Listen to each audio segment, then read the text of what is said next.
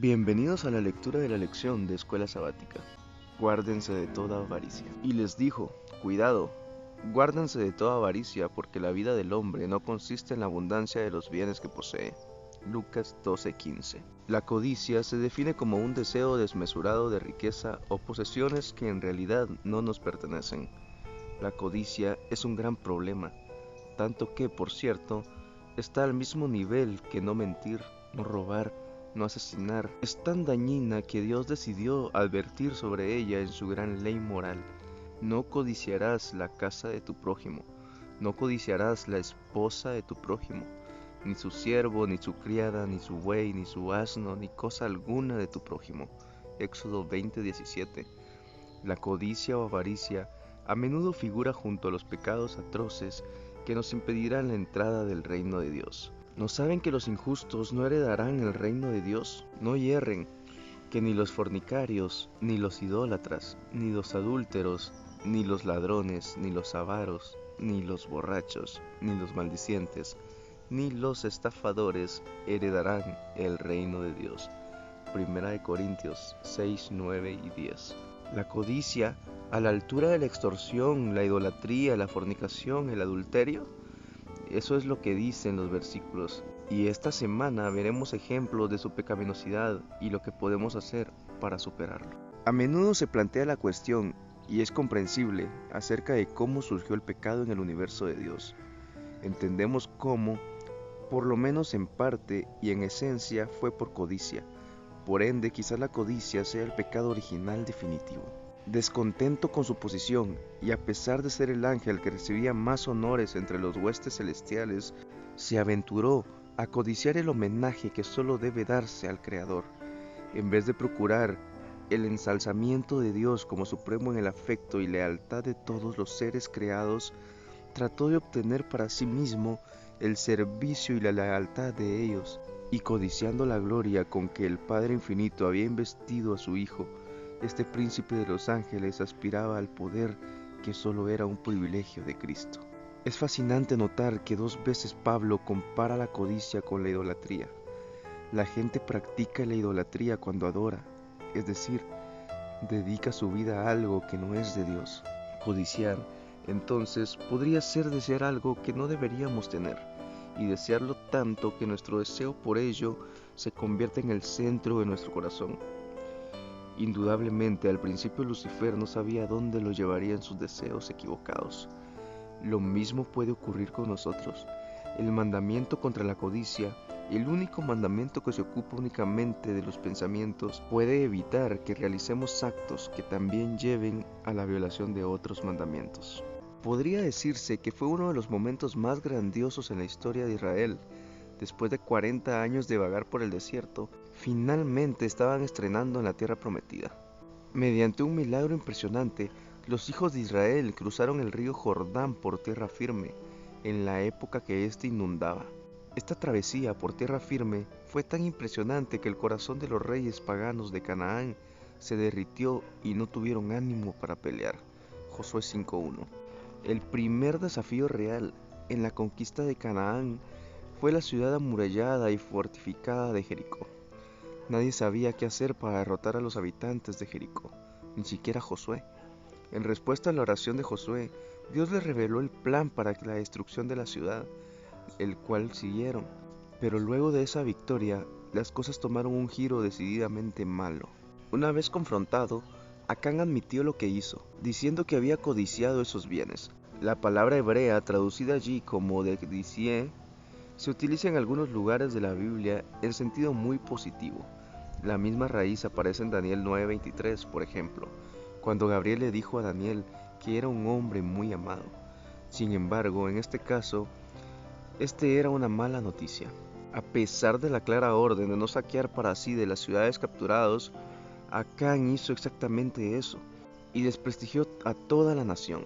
De hecho, después de la derrota de Ai, Josué temía que los cananeos y todos los moradores de la tierra oirán y nos rodearán y borrarán nuestro nombre de sobre la tierra. Y entonces, ¿qué harás tú a tu gran nombre? Josué 7:9. En otras palabras, el Señor quería utilizar estas grandes victorias como una manera de hacer saber a las naciones vecinas de su poder y su obra entre su propio pueblo. Sus conquistas iban a ser un testimonio para las naciones del poder de Jehová. Por supuesto, después del fiasco de Ai, además de las pérdidas humanas, ese testimonio se había visto comprometido. Una de las historias más trágicas de la Biblia es la de Judas Iscariote. Este hombre tuvo un privilegio que solo han tenido otras 11 personas en toda la historia del mundo: haber estado con Jesús en persona todo ese tiempo y haber aprendido las verdaderas eternas directamente del Maestro.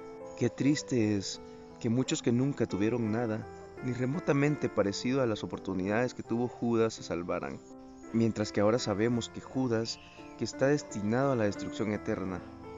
¿Qué sucedió? La respuesta la hallamos en una palabra: codicia, los deseos de su corazón. La amable reprensión del Salvador al comentario codicioso de Judas lo llevó a abandonar la fiesta e ir directamente al palacio del sumo sacerdote, donde estaban reunidos los enemigos de Jesús. Ofreció entregar a Jesús en sus manos por una suma mucho menor que el regalo de María. ¿Qué le pasó a Judas? Después de tener tantas oportunidades maravillosas, tantos privilegios excepcionales, ¿por qué haría algo tan malo? Según Elena de White, Judas amó al gran maestro y deseó estar con él. Sintió un deseo de ser transformado en su carácter y su vida, y quiso experimentarlo relacionándose con Jesús. El Salvador no rechazó a Judas, le dio un lugar entre los 12, le confió realizar la obra de un evangelista, lo dotó de poder para sanar a los enfermos y expulsar a los demonios, pero Judas no llegó al punto de entregarse por entero a Cristo. Al fin y al cabo, todos tenemos defectos de carácter que, si nos rendimos, podremos superar mediante el poder de Dios que obra en nosotros. Pero Judas no se entregó completamente a Cristo, y el pecado de la avaricia, que podría haber vencido con el poder de Cristo, lo venció a él, con resultados trágicos. ¿Quién de nosotros no lucha contra la codicia por una cosa u otra? En este caso, lo que codiciaba era el dinero, y esa avaricia un problema del corazón, y lo llevó a robar, y finalmente llevó a traicionar a Jesús. Era una época emocionante para ser miembro de la iglesia. Después del gran derramamiento del Espíritu Santo, en el día del Pentecostés, los apóstoles predicaban el Evangelio con poder y miles se unían a la iglesia. Después de haber orado, el lugar en que estaban congregados tembló, y todos fueron llenos del Espíritu Santo, y hablaban con valentía y palabra de Dios. La multitud de los que habían creído era de un corazón y un pensamiento, y ninguno decía ser suyo nada de lo que poseía, sino que tenían todas las cosas en común. Hechos 4, 31 y 32. Qué privilegio tuvieron Ananías y Zafira de formar parte de la iglesia primitiva, verla crecer y ver manifestación del Espíritu Santo de una manera tan marcada. Ningún necesitado había entre ellos, porque todos los que poseían heredades o casas las vendían y traían el precio de la venta y lo ponían a los pies de los apóstoles, y era repartido a cada uno según su necesidad. Hechos 4, 34 y 35. En este escenario, Ananías y Zafira, obviamente impresionados por lo que estaba sucediendo, quisieron ser parte de ello y decidieron vender una propiedad y contribuir con las ganancias de la iglesia.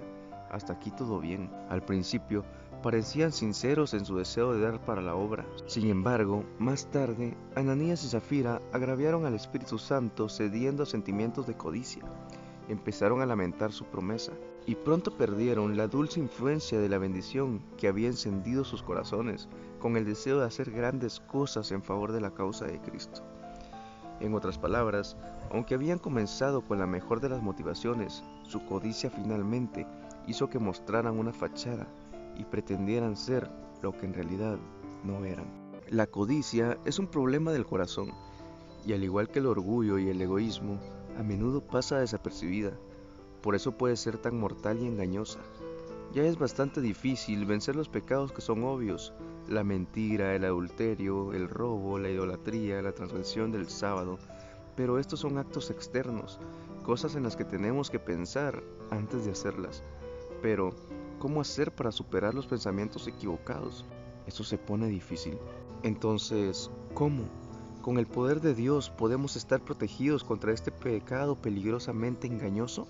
Número 1. Tomar la decisión de servir a Dios y depender de Él, y ser parte de su familia. Elijan hoy a quién servir, que yo y mi casa serviremos al Señor. Josué 24:15. Número 2. Orar diariamente e incluir Mateo 6:13. No nos dejes caer en tentación, sino líbranos del mal, porque tuyo es el reino, el poder y la gloria, por todos los siglos. Cuando sientas codicia por algo que sabes que no deberías tener, ora por ello, reclamando las promesas de la Biblia para obtener la victoria, como 1 Corintios 10:13. Número 3. Estudiar la Biblia en forma regular. En mi corazón he guardado tus dichos para no pecar contra ti. Salmo 119:11. Jesús abordó el problema de la humanidad con el pecado. Él fue tentado en todo, así como nosotros, y para poder resistir pasó noches enteras en comunión de oración con su Padre. Y Jesús no dejó esta tierra hasta que abrió camino con el ejemplo, y luego prometió poder para que cada persona tenga una vida de fe y obediencia, y desarrolle un carácter como el de Cristo. Busquen al Señor mientras puede ser hallado, llámenlo en tanto que está cerca. Deje el impío su camino y el hombre malo sus pensamientos, y vuélvase al Señor, quien tendrá de él misericordia, y a nuestro Dios, que es amplio en perdonar. Isaías 55:6 y 7. En la conquista de Jericó, Acán no fue el único que llevó plata y oro al campamento de Israel. Josué les había dicho que llevaran la plata y el oro y los utensilios de bronce y hierro al tesoro de la casa de Dios. Todo lo demás debía quemarse. Sin embargo, Acán fue el único que se quedó con algo. Entre los millones de Israel, solo hubo un hombre que en aquella hora solemne de triunfo y castigo osó violar el mandamiento de Dios. La vista de aquel costoso manto babilónico despertó la codicia de Acán, y aun cuando esa prenda lo había puesto cara a cara con la muerte, lo llamó un manto babilónico muy bueno. Un pecado lo había llevado a cometer otro, y se adueñó del oro y la plata dedicados al tesoro del Señor, y le robó a Dios parte de las primicias de la tierra de Canaán. En la lista paulina de las señales del fin, los primeros 2 elementos involucran nuestra actitud hacia el dinero y las posesiones. En los últimos días habrá tiempos muy difíciles, pues la gente solo tendrá amor por sí misma y por su dinero. El egoísmo y el amor al dinero son descripciones significativas de la humanidad con los últimos días, nuestros días. Sin embargo, grande ganancia es la piedad acompañada de contentamiento, porque nada hemos traído a este mundo y nada podremos llevar. Así, teniendo sustento y abrigo, estemos contentos. Los que quieren enriquecerse caen en tentación y lazo, y en muchas codicias necias y perniciosas, las cuales hunden a los hombres en ruina y perdición. El amor al dinero es la raíz de todos los males, y algunos por esa codicia se desviaron de la fe y fueron traspasados de muchos dolores. Hay muchos ejemplos, ¿verdad? ¿Cómo podemos encontrar el equilibrio correcto sabiendo que necesitamos dinero para vivir, pero sin caer en la trampa de la que Pablo advierte aquí?